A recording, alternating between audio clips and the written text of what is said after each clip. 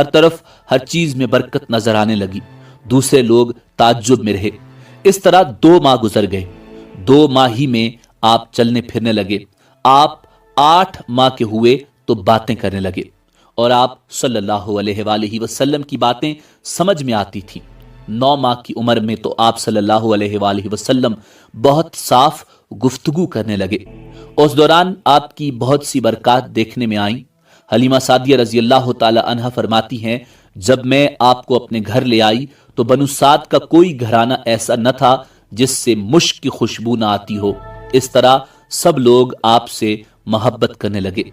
जब हमने आपका दूध छुड़ाया तो आपकी जुबान मुबारक से ये अल्फाज निकले, अल्लाहु अकबर कबीरा वल्हम्दुलिल्लाहि कसीरा व सुब्हानल्लाहि बुकरतन व असीला, यानी अल्लाह ताला बहुत बड़ा है, अल्लाह ताला के लिए बेहद तारीफ है और उसके लिए सुबह शाम पाकी है।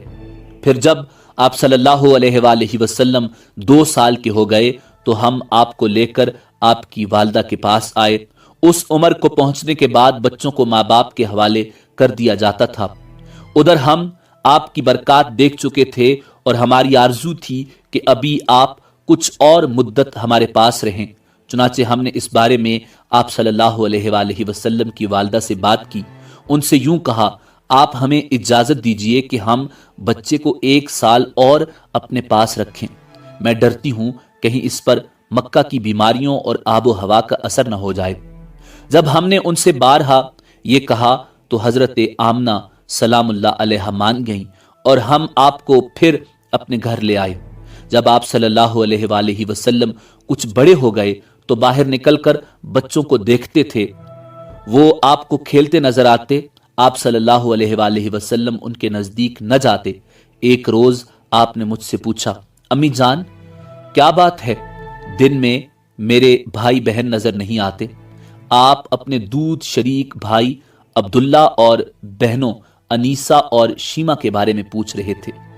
हजरत हलीमा सादिया रजी अल्लाह ताला अन्हा फरमाती हैं, मैंने आपको बताया वो सुबह सवेरे बकरियां चराने जाते हैं, शाम के बाद घर आते हैं। ये जानकर आपने फरमाया तब मुझे भी उनके साथ भेज दिया करें। उसके बाद आप अपने भाई बहनों के साथ जाने लगे। आप खुश खुश जाते और वापस आते। ऐसे में एक दिन मेरे बच्चे खौफजदा अंदाज में दौड़ते हुए आए और घबराकर बोले, अम्मी जान जल्दी चलिए वरना भाई मोहम्मद सल्लल्लाहु अलैहि वसल्लम खत्म हो जाएंगे। ये सुनकर हमारे तो होश उड़ गए। दौड़कर वहां पहुंचे। हमने आपको देखा, आप खड़े हुए थे, रंग उड़ा हुआ था, चेहरे पर जर्दी छाई हुई थी और ये इसलिए नहीं था कि आपको सीना चाक किए जाने से कोई तकलीफ हुई थी, बल्कि उन फरिश्तों को देखकर आपकी हालत हुई थी। हलीमा सादिया रजी अल्लाह ताला अन्हा फरमाती हैं, हमने आपसे पूछा क्या हुआ था? आपने बताया, मेरे पास 2 आदमी आए थे, वो सफेद कपड़े पहने हुए थे। वो दोनों जिब्राइल और मिकाइल अलैहिस्सलाम थे। उन दोनों में से एक ने कहा, क्या ये वही हैं? दूसरे ने जवाब दिया, हाँ ये वही हैं। फिर वो दोनों मेरे करीब आए, मुझे पकड़ा और लिटा दिया। उसके बाद उन्होंने मेरा पेट चाक किया और उसमें से कोई चीज तलाश करने लगे।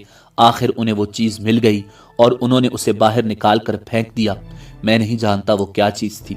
उस चीज के बारे में दूसरी रिवायात में ये वजाहत मिलती है कि वो स्याह रंग का एक दाना सा था। ये इंसान के जिस्म में शैतान का घर होता है और शैतान इंसान के बदन में यहीं से असरात डालता है। हजरत हलीमा सादिया रजी अल्लाह ताला अन्हा फरमाती हैं, फिर हम आपको घर ले आए। उस वक्त वो मेरे शौहर अब्दुल्ला बिन हारिस ने मुझसे ये कहा, हलीमा मुझे डर है कहीं इस बच्चे को कोई नुकसान न पहुंच जाए, इसलिए इसे इसके घर वालों के पास पहुंचा दो। मैंने कहा ठीक है।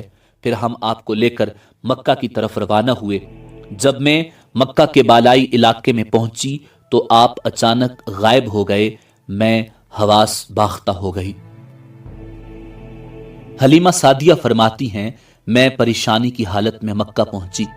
आपके दादा अब्दुल मुत्तलिब के पास पहुंचते ही मैंने कहा, मैं आज रात मोहम्मद सल्लल्लाहु अलैहि वसल्लम को लेकर आ रही थी। जब मैं बालाई इलाके में पहुंची तो वो अचानक कहीं गुम हो गए। अब खुदा की कसम मैं नहीं जानती वो कहां हैं। हजरत अब्दुल मुत्तलिब ये सुनकर फौरन काबा के पास खड़े हो गए। انہوں نے آپ صلی اللہ علیہ وآلہ وسلم کے مل جانے